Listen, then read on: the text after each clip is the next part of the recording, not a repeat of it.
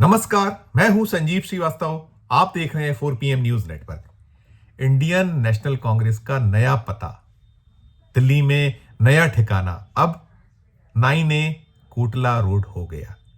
47 बरस बाद कांग्रेस नए मुख्यालय, नए भवन में पहुंच गई। हालांकि कहा यह गया है कि पुराना भवन भी जैसे था वैसा रहेगा और वहां पार्टी की गतिविधियां संचालित होती रहेंगी। कांग्रेस का सफर यदि हम देखें तो बड़ा रोचक, एक लंबा सफर है। आजादी के पहले से लेकर और अब साल 2025 तक कांग्रेस का उदय, कांग्रेस का गठन 1885 में हुआ था और 139 बरस पुरानी ये कांग्रेस, बहुत सारे उतार चढ़ाव इसने देखे। और जब इस पार्टी का उदय हुआ, गठन हुआ और आगे चलकर ये देश की आजादी के लिए संघर्षशील और बड़े बड़े जो इसके नेता रहे, बहुत से ऐसे जो इसके जुड़े लोग रहे जो शहीद हुए, राष्ट्रपिता महात्मा गांधी से लेकर पंडित जवाहरलाल नेहरू और पंडित जवाहरलाल नेहरू जी से लेकर तमाम सरदार वल्लभ भाई पटेल, एक लंबी फहरिस्त रही और बहुत उतार चढ़ाव कांग्रेस ने अलग अलग वक्त में देखे।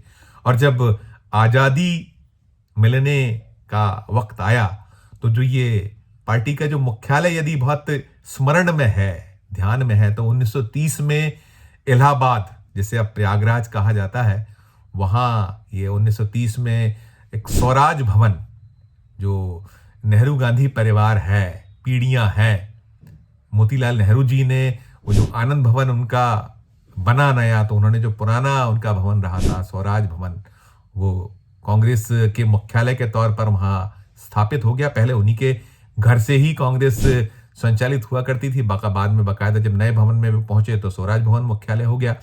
और आजादी मिलने के ठीक पहले, जो 1947 में देश आजाद हुआ था, आजादी मिलने के कुछ महीनों पहले ये जो मुख्यालय था, ये इलाहाबाद जो अब प्रयागराज कहलाता है, वहां से ये आ गया जंतर मंतर, 7 जंतर मंतर नई दिल्ली।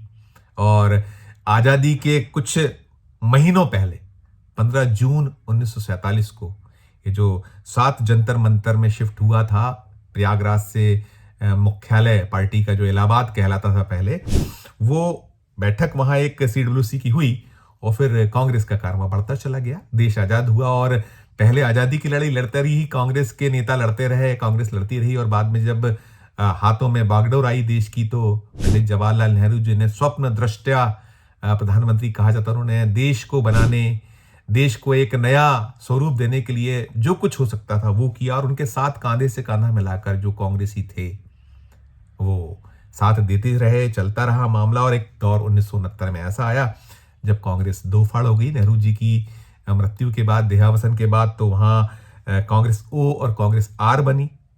2 टुकड़ों में ये कांग्रेस बढ़ गई और S निजलिंगप्पा, जो कांग्रेस की, जिन्होंने मूल कांग्रेस को अपने हाथों में लिया, तो ये 7 जंतर मंतर जो था कांग्रेस का मुख्यालय, जो प्रयागराज से दिल्ली शिफ्ट हुआ था, वो हाथों में आया S निजलिंगप्पा जी के। और उनके जो साथ पूरे के पूरा एक टीम थी। और इंदिरा गांधी जी 21 विंडसर प्लेस में शिफ्ट हो गई अपने साथियों के साथ। और एक, मैं इसलिए इसकी बात करूं कि रोचक सा सफर, आज जब ये पार्टी मुख्यालय का लोकार्पण हुआ तो बड़ा जिक्र हुआ वो पूरी की पूरी कई पीढ़ियों की जो कांग्रेस है, 1885 की कांग्रेस से लेकर और जो आज 2025 तक की कांग्रेस है, उसका संघर्ष है, उसको स्मरण किया गया। वो पार्टी के राष्ट्रीय अध्यक्ष मल्लिकार्जुन खड़गे जी ने याद किया। और ये जो लोकार्पण कांग्रेस की पूर्व अध्यक्ष, सीनियर लीडर सोनिया गांधी जी के हाथों हुआ।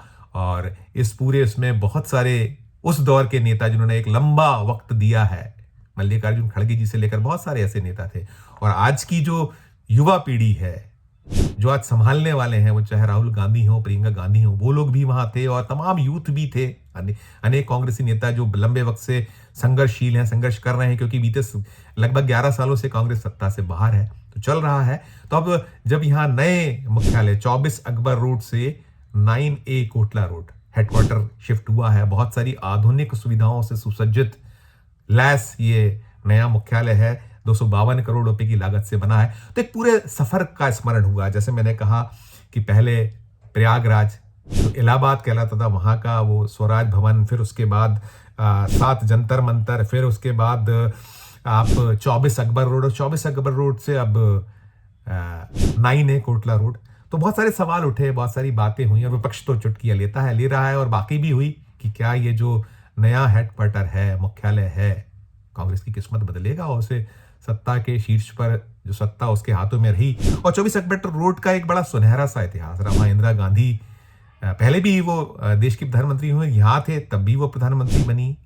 राजीव गांधी इसी जो 24 अकबर रोड के एक प्रोडक्ट कहे जा सकते हैं। पीवी नरसिम्हा राव, हालांकि उन्होंने तो एक साझा सरकार चलाई। मनमोहन सिंह जी 10 बरस, बहुत ये 24 अकबर रोड की बड़ी सुनहरी याद है। लेकिन अब ये शिफ्ट हुआ है, और एक लंबा इतिहास, लंबा सफर, तो इसका कहीं स्मरण हो रहा था, यादें हो रही थी, तो याद किया जा रहा है। और ये जो मुख्यालय है, इसमें निकल कर ये आता है कि यहाँ जो 5 मंजिला है, 5th फ्लोर पर सोनिया गांधी जी, राहुल गांधी जी, इनके दफ्तर होंगे। फिर 2nd, 3rd और 4th फ्लोर पर जो अखिल भारतीय कांग्रेस कमेटी के जो ऑफिस बेयरर्स हैं, पदाधिकारी हैं, उनके बैठने की सुविधा है।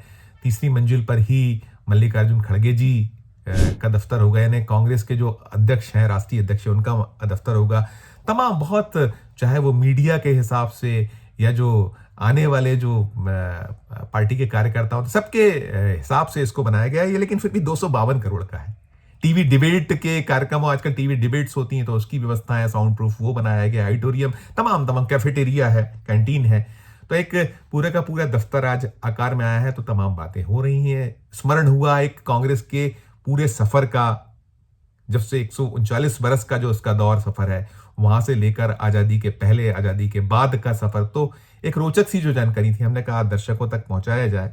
निकला, इसके पन्ने पलटे गए, एक पुराने इतिहास को टटोला गया, तो सारी चीजें। और सबसे खास ये है कि इसका जो पूरे का पूरा इसको साज सज्जा है या और जो चीजें हैं, उसमें प्रियंका गांधी का रोल बड़ा रहा है। इसको बड़ा जिक्र किया मल्लिकार्जुन खड़गे जी ने, और ये भी कहा कि निकलता है कि कुछ जो गांधी नेहरू परिवार से कुछ मतभेद वाले नेता, खासकर गांधी परिवार से मतभेद वाले लीडरान रहे, कुछ ऐसा दौर था। लेकिन सबको सम्मान, स्थान मिला है। नरसिम्हा राव जी की फोटो है, सीताराम केसरी जी को जगह मिली है, प्रणब मुखर्जी, गुलाम नबी आजाद जो नहीं है अब अभी फिलहाल में कांग्रेस में, तो इन सबको स्थान दिया कि कुल मिलाकर कांग्रेस ने अपना जो इतिहास है उसको स्मरण किया। और एक दिलचस्प सा वाकया यहाँ ये भी हुआ, जिसका उल्लेख करना और सुनवाना जरूरी है। जो कांग्रेस के राष्ट्रीय अध्यक्ष, सादगी वाले एक नेता हैं, बिना आडंबर, बिना किसी उसके, और बड़ी साफगोई से बात करते हैं, बिना लाग लपेट बात करते। उन्होंने बताया, सबका धन्यवाद किया, इसमें जिनका योगदान रहा सबका धन्यवाद किया। और साथ में उन्होंने एलएनटी का खास धन्यवाद किया कि उसने बनाने में बहुत अहम भूमिका, और ये जो इसका पूरा वास्तु जो है, उसको जो आर्किटेक्चर है, उसके आर्किटेक्ट हैं वो हैं हाफिज कॉन्ट्रैक्टर, जो बहुत बड़े देश के जाने माने वास्तुविद हैं। तो जिक्र तमाम हुआ, तो मल्लिकार्जुन खड़गे ने धन्यवाद दिया एलएनटी का, और ये भी कहने से नहीं चुके कि बहुत सारा पैसा भी देना है। मतलब कांग्रेस की हालत जो आर्थिक तौर पर, वो उसमें उन्होंने बताने में कोई पर नहीं किया। सुनिए उन्होंने क्या कहा धन्यवाद देने के साथ साथ, सुनिए आप। मैं एल&टी कंस्ट्रक्शंस, आर्किटेक्ट और निर्माण में लगे सभी श्रमिक भाई बहनों का भी धन्यवाद करता हूँ, क्योंकि लेकिन उनका तो मैं ये कंपनी का तो धन्यवाद करता हूँ, लेकिन कंपनी के सीईओ ने एक बात बताई कि 90 आवर्स काम करना चाहिए, ये इसका नहीं मानता मैं। ऐसे लोग भी है जो 90 घंटे काम करता है। अरे मजदूर 8 घंटे में काम करता है तो थक जाता है। इसीलिए पंडित जवाहरलाल नेहरू जी और डॉक्टर अंबेडकर ने ये फैक्ट्री एक्ट बनाते वक्त उन्होंने कहा था कि 8 घंटे से ज़्यादा नहीं, और उसके बाद कोई 9 घंटे बोले। लेकिन इन्होंने तो एकदम 12 घंटे 14 घंटे बोल रहे हैं। वो एक को छोड़ना चाहिए। लेकिन मैं कंपनी को अपना धन्यवाद देता हूँ, क्योंकि उन्होंने बहुत अच्छा काम करके दिया है। तो सुना आपने, ये मल्लिकार्जुन खड़गे जो बता रहे थे कि कुछ पैसा देना, लेकिन उन्होंने ये भी कहा कि भाई 90 घंटे काम को हम जो एलएनटी के चीफ हैं उससे इत्तेफाक नहीं रखते। जो नेहरू या जो संविधान निर्माता डॉक्टर भीमराव अंबेडकर साहब, बाबा साहब ने एक पूरी की पूरी जो ये पॉलिसी बनाई थी लेबर को लेकर कि 8 घंटे से ज़्यादा काम नहीं ना, उसका भी उन्होंने जिक्र किया, उल्लेख किया। और साथ में इस मौके पर जो प्रदेश कांग्रेस कमेटियों के अध्यक्ष और अन्य जो कांग्रेसी आए हुए थे अलग अलग राज्यों से, उनको कहा गया मल्लिकार्जुन खड़गे की ओर से कि आप ज़रूर जो सुप्रीम कोर्ट का एक वर्डिक्ट है जिसमें कहा गया है कि वो पुरानी जो एक उसकी आदेश है उसके अकॉर्डिंग जो जहाँ जहाँ जिन जिन सूबों में जो भी हमारी ज़मीनें रही हैं एक दौर तक, एक जो वक्त उसका कट ऑफ डेट उन्होंने बताई और कहा कि वो उसको हासिल करने का प्रयास कीजिए, लीजिए उसको, और हर राज्य में एक अच्छा दफ्तर हो, ब्लॉक स्तर तक कार्यालय हो। इसकी जिम्मेदारी अब जो प्रदेश के पदाधिकारी हैं, प्रदेश के जो चीफ हैं, उनकी होती है, ये भी उन्होंने अपील की। कुल मिलाकर एक पूरे का पूरे पन्ने इस मौके पर पलटे गए। जो अब 24 अकबर रोड से 9A कोटला रोड पर ये जो कांग्रेस का मुख्यालय शिफ्ट हुआ है, और बात यही है, सवाल यही है कि क्या ये किस्मत चमकाएगा कांग्रेस की। और वैसे कहा तो यही जाता है कि सब कुछ पुरुषार्थ से होता है।